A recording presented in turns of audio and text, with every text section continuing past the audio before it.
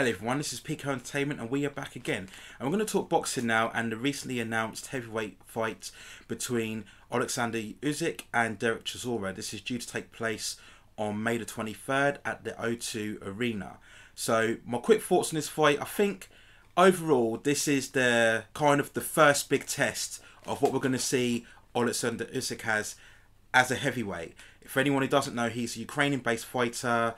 He is renowned for unifying all the four belts at the cruiserweight division to become undisputed, and that's such a rare accomplishment in boxing these days, to have a fighter who goes around and collects all the belts.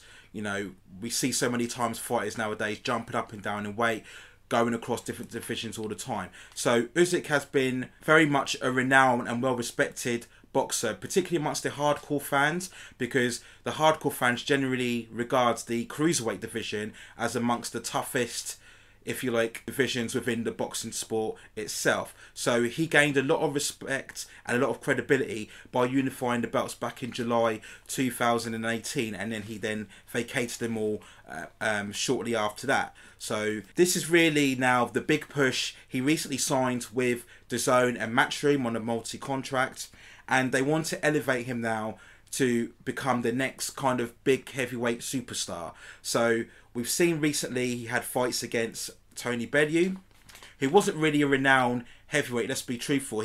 His only heavyweight was against David Haye, who we all know was injured. He wasn't prepared for either fight, so I wouldn't count that. And then he was due to fight Carlos Takam, but he was injured. So later on, he made his debut in the US against Charles Weatherspoon, and he was brought in at short notice. And again, that was very much a fight where Usyk, he got the stoppage, but it wasn't an all-round, all-action, spectacular performance.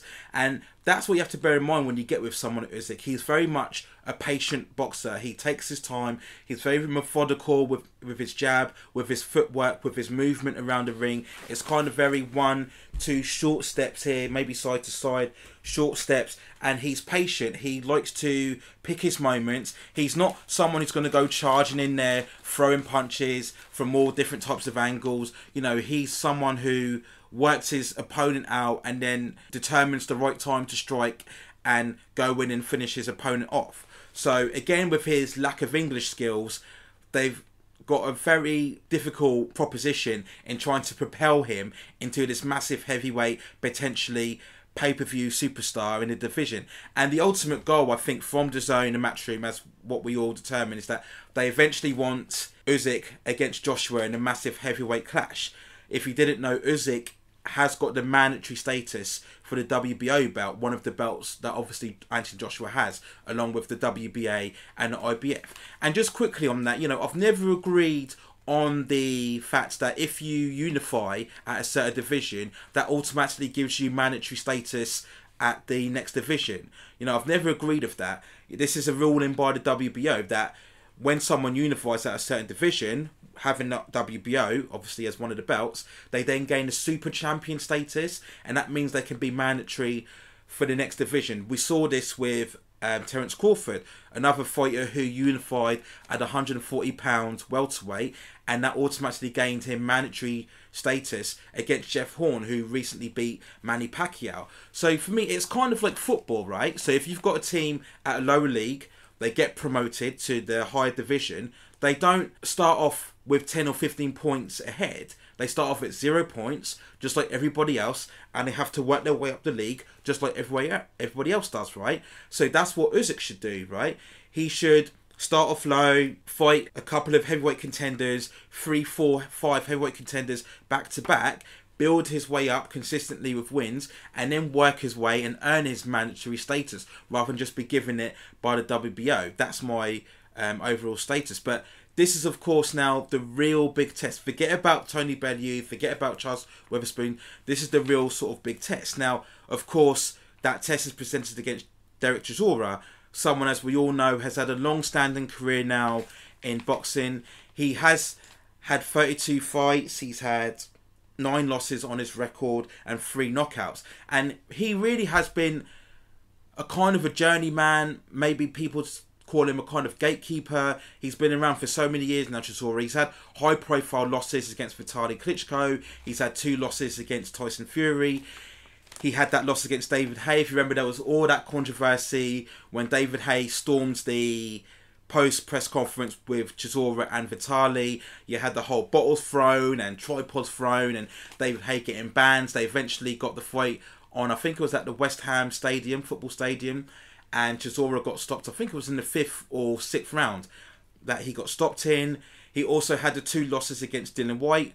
I've said before that I felt he definitely won the first fight, which he lost closely on points, and I even had him winning the second fight. Despite the point deduction that he had, I still had him up before Dillian Whyte eventually knocked him out in the 11th round. So he's kind of always been on this pivot of he's one loss away from people kind of writing him off and thinking he should retire, but he's managed to always bounce back. He's had recent wins over Arthur Spilker and also David Price, and he had that epic against Carlos Takam. That was really the one, that was the kind of do or die, and I think he scored the knockout in the late rounds. I think it was the 11th or 12th round. So because Chisora, he always has this ultra aggressive come forward style, throw loads of punches, always look to impose himself. He's always exciting to watch. His fights are always exciting, regardless of when he wins or loses. So I think that's another aspect of why a lot of people are really interested in Chisora, and he's kind of got that unpredictability about him. The flaw in Chisora's game, if you like, has always been his lack of stamina, his lack of endurance. You know, he's got that big bulky physique, and if you go through his fights, he'll normally start off really on top and really active, throwing lots of punches, if you like, but then he'll kind of gas out in the later rounds. So when I compare him to Usyk, I think that's the key there. You know, I think this is going to be a fight where the real interest is going to be in those first 3-4 rounds when Usyk's really good. He's going to come at Usyk, he's going to put it on him. We're going to see lots of body punches as Chisora likes to do. He's going to really kind of take it to Usyk, and it's going to be interesting to see how does Usyk cope with that early adversity, that early fire coming from Chisora. And not only from a punch volume point of view, but also from a physical aspect, right? Because as we know, Chisora's going to be the heavier man. He generally weighs, what, about 18 stone? Usyk, where he's a cruiserweight, is going to come normally about 15, 16 stone, right? So Usyk is going to have to also cope with this heavier guy leaning on him, grappling on him, especially in the later rounds, like I said, when we see Chisora starting to gas out. And it's going to be interesting to see how Usyk copes with having to grapple hold of someone who's heavier, right? And having to kind of try and repel him off and try and get him off so he can get his own shots in. I commented loads of times on my breakdown with the Fury and Wilder fight, the second one, how it was such a key factor that Fury was able to use his extra size and his extra strength to really lean on Deontay Wilder and really hold on him, sapping all of his strength and his stamina. So that's an interesting dynamic that we might see in this fight here. How is Usyk going to cope with the heavier man coming towards him all the time? Now, I think Usyk has been around the game long enough and he's experienced enough to eventually, he'll sort of get his way and maneuver his way out of the corners. Like I said, he's got sound footwork, sound positioning within the ring, and he'll be able to just work Chisora around the ring, and that will tire Chisora. And again, Chisora will go for it more in the later rounds. He'll get tired, he'll start to gas, and that's when Usyk will capitalise. And I think he'll stop him probably in around the 8th or 9th rounds. Could he stop him earlier? Perhaps, but no, I think that sort of later stages period is what I think Usyk is going to get the win. It will be interesting if Usyk gets taken to the later rounds, again, at this heavyweight level, with a much more of a established heavyweight like Chisora, how he copes. Will he still be full of energy? Will Usyk himself, will he be starting to gas? Will the extra weight start to tell then if Chisora's able to take him in the later round? So there's a lot of interesting dynamics in this fight. So it's not one of those where, oh, you just assume Usyk is just going to completely roll over Jared Chisora. Like I said, that's not Usyk's style, that's not his method and his approach. He's very patient and likes to take his time. So all in all, yeah, a good, very interesting competitive fight. Again, this is the kind of first litmus test to see how Usyk can cope at heavyweight level. I've always been very restrained to buy into the hype. People have already, within boxing, anointed Usyk as a major heavyweight force, and he hasn't really fought anyone decent at the weight yet, but they're already saying he can beat Wilder, he can beat Joshua, he can beat Fury, and I'm just thinking we should just hold back and let's just see how Usyk does first against a couple of heavyweights before anointing him this next big heavyweight dominant force, right? So those are my overall thoughts on this fight. The only other issue I've got, and a lot of fans have already pointed this out, is that this is yet another pay-per-view where there is no belt on the line. And if you look at the recent fights that have been announced, you've got Dillian Whyte against Oleksandr Usyk on May the 2nd. You've then got this fight on the May the 23rd. And then you've got Anthony Joshua against Kubrat Pulev, which I believe is on the June the 20th. So within 2 months, not 2 months, you've got 3 fights all on pay-per-view, which we assume are going to be £20. That's like the going rate now, standard rate for pay-per-view. So you're asking fans to pay 3 pay-per-views, along with already the Sky subscriptions that they've got already. Again, I've mentioned this before, people have bills to pay, kids to look after, mortgages. Again, this whole issue now brought on with the coronavirus. You're asking them to pay £20 for 3 pay-per-views back to back to back in such close proximity. And there's this ongoing debate, illegal streaming, why are people still perceiving with trying to get free streams? Well, this is one of the reasons why. You're putting so many pay-per-views close together. A lot of fans have suggested this, and I agree, is that they could have easily had the Usyk and Chisora fight as a supporting fight for the headlining Whyte and Povetkin. So at whatever the undercard, at least you've got 2 big, very competitive heavyweight clashes, one after the other, on the same bill. You could have had a lot more justification then for a pay-per-view rather than have it on a separate occasion, which again, just like the Whyte Povetkin, there is no belt on the line. Just like this fight, there is no belt on the line. You know, I've mentioned many times I don't like the idea of pay-per-view.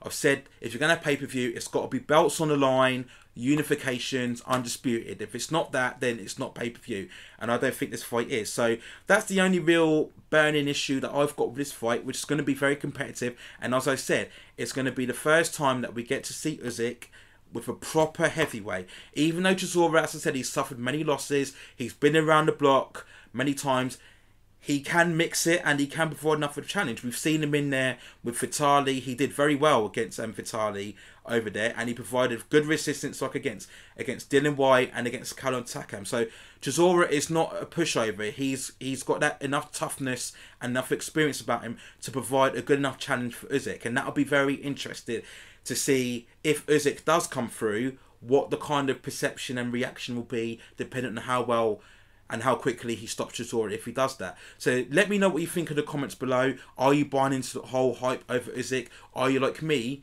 You think he needs to kind of justify himself against a couple of heavyweights first before we start hyping him up a bit more? What happens if Chisora wins? Does that elevate his career even more? Will we then put him in a position where he could fight maybe Anthony Joshua later on in the year? You know, Chisora's defied the odds many times, so could he defy the odds again? So we never know again. Now, one point we have to also raise is, again, the coronavirus, the outbreak continues, and we've seen so many now sporting events being cancelled. They've cancelled the football now till beginning of April. We've seen a lot of Six Nations, rugby being cancelled as well. So if the virus continues to spread, will we see these fights getting cancelled, move on to a later date?